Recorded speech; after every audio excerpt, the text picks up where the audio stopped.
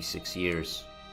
He was succeeded by his son, Rimush, whose ascension was accompanied with the outbreak of rebellion.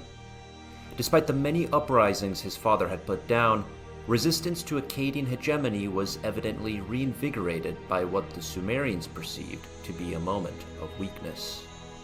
Now, with Sargon out of the picture, the Sumerians reasoned that they had a chance to break free of the Akkadian yoke, disenchanted as they were with rendering tribute to Akkad in the form of grain and other commodities. Even if the Akkadian Empire was fundamentally decentralized in nature, and willing to co-opt those born outside of Akkad into the inner circle, there were probably other reasons for Sumerian discontent beyond the extraction of tribute, including the dispossession of land first from small Sumerian landlords and later the Ensees, the ostentatiousness of a newly ascendant Akkadian aristocracy, and finally the embitterment that any sophisticated civilization might feel in a state of subjugation.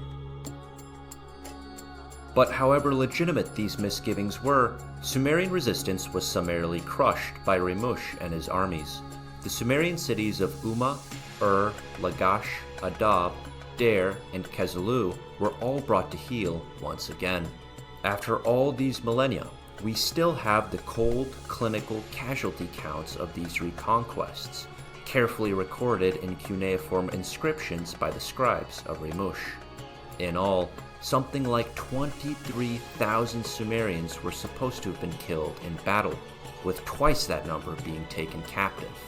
A staggeringly large portion of the fighting men of Sumer had suddenly been neutralized, and it was the fighting men who fared the worst, sentenced to death, slavery, or a lifetime of hard labor, such as stone cutting in the distant Zagros Mountains in present-day Iran.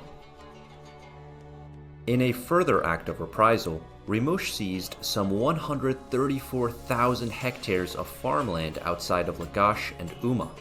That's about 331,000 acres, or the equivalent of 250,000 football fields, making this the largest land transaction, if it can be called such, that is documented in Mesopotamian history,